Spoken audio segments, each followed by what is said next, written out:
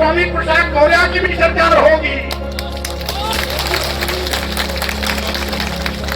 और जितने अपराधी करके लोग भाषा बोल रहे हैं, मैं एक एक करके सरकार बनते ही ऐसा ही हिसाब किताब करूंगा कि छठे का को क्या आ जाएगा। आज हम तो वो बात करते हैं जो भारतीय संविधान कहता है कि लोगों को वैज्ञानिक साथ के साथ खड़ा करो, वैज्ञानिक सोच के साथ खड़ा करो। हम भी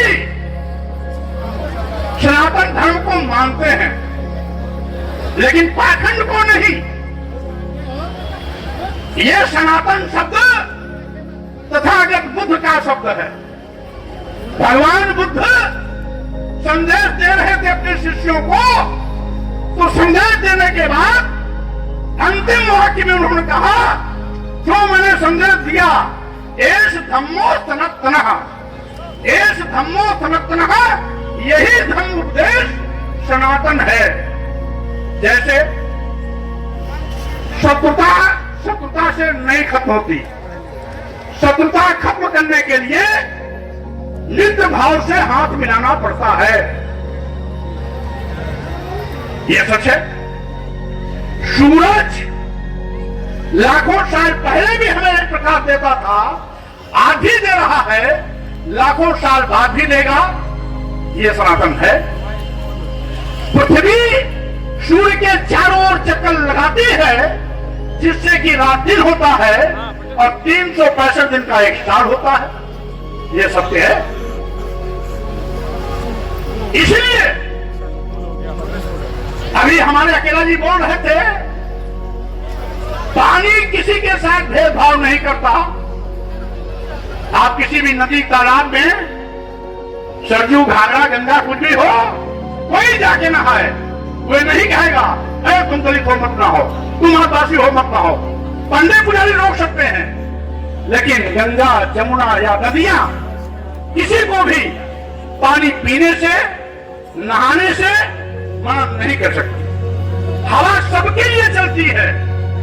यही सनातन है। हवा जाति देख के नहीं चलती, धर्म देख के नहीं चलती। तुम हिंदू हो, तुम हवा ले सकते हो। तुम मुसलमान ईसाई हो, तुम हवा नहीं ले सकते हो। वो बंटवारा नहीं करती। हवा ऑक्सीजन सबके लिए चलता है, हिंदू के लिए भी, मुसलमान के लिए भी, ईसाई के लिए भी, बौद्ध के लिए भी, जैन के लिए भी, सिख के लिए भी, यहूदी के लिए भी। कोई भेदभाव नहीं करता। यह सनातन है। अग्नि, अग्नि ये सबके काम आती है, जमीन सबके काम आती है, ये नहीं मना करते। तो जब सूर्य किसी के साथ भेदभाव नहीं करता, हवा किसी के साथ भेदभाव नहीं करती, पानी किसी के साथ भेदभाव नहीं करता, अग्नि किसी के साथ भेदभाव नहीं करती, तो भेदभाव करने वाले लोग ये कौन से धर्म के ठेकेदार? ये दुनिया से आते हैं। और यही जो हमेशा चला रहा है, यही सनातन है। सनातन ये नहीं हो सकता। जात पात छुआछूत ऊंच नीच ये सनातन नहीं है, क्योंकि ये इंसानों का बनाया हुआ है। ये किसी कुदरती ताकत ने नहीं बनाई, प्रकृति ने नहीं बनाया। धर्म के ठेकेदारों ने अपनी दुकान चलाने के लिए बनाया है।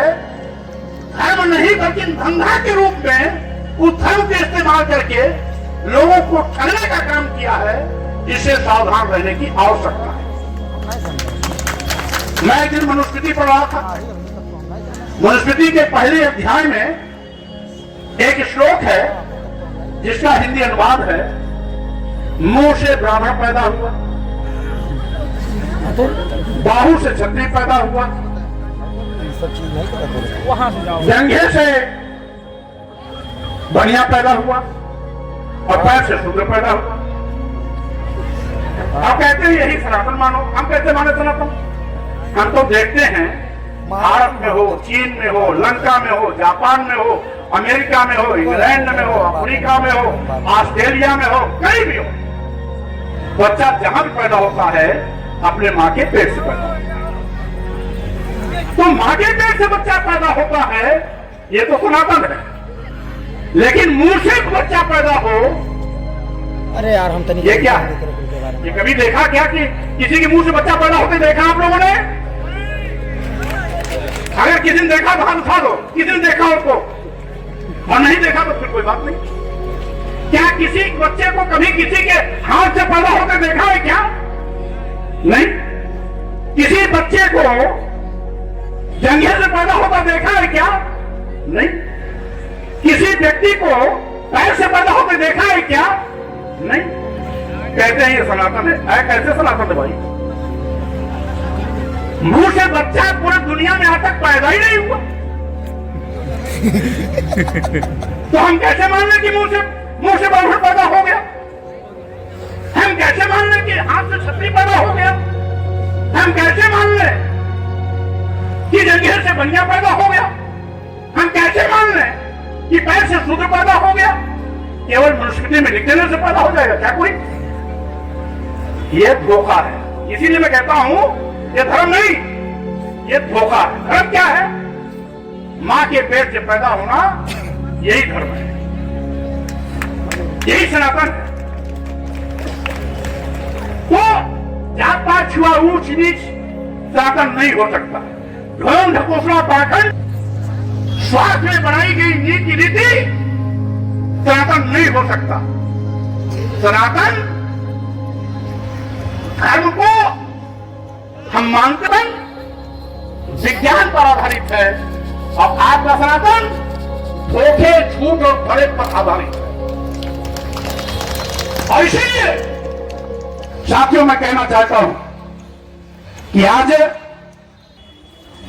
इस अभियान को आगे बढ़ाने का काम कर रहे हैं।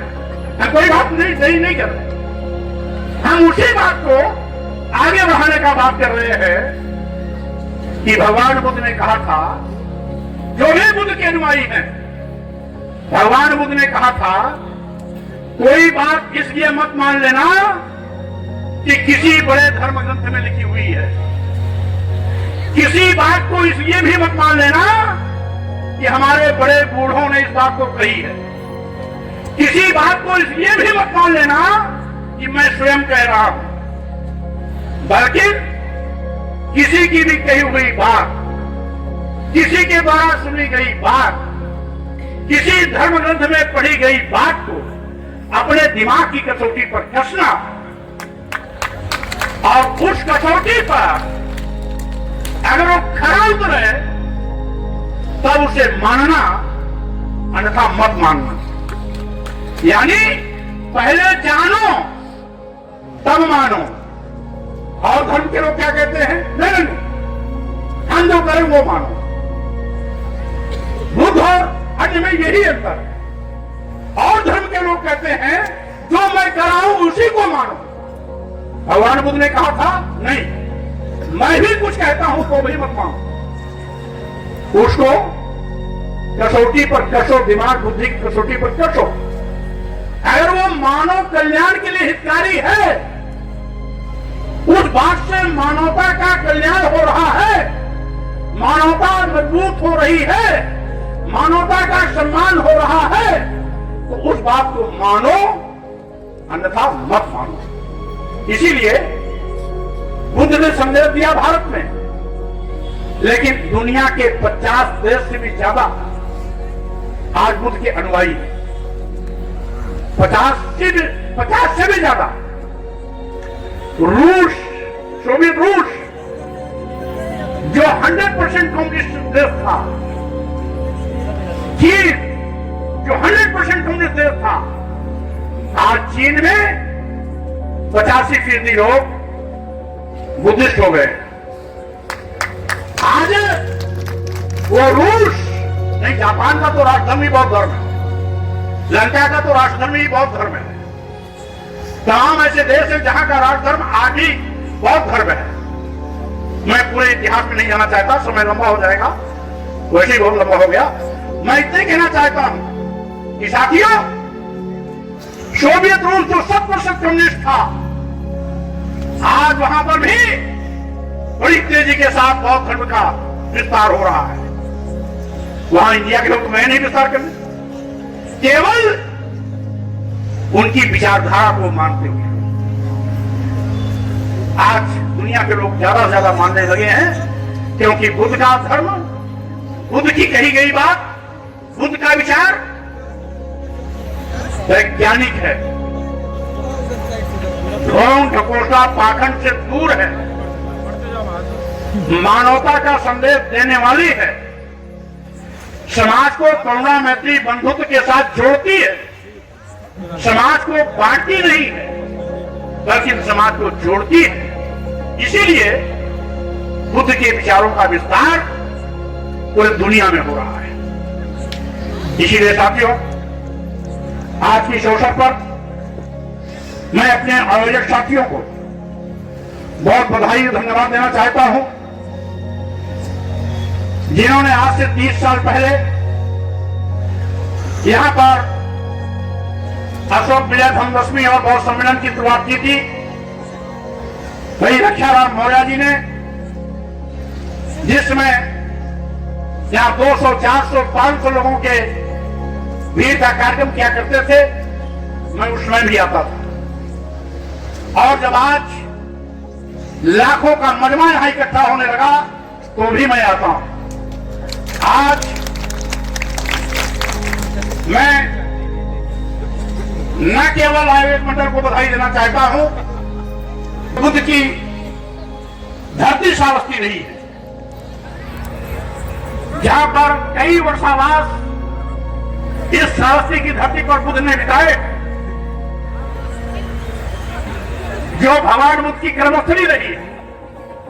उस श्रावस्ती के लोगों ने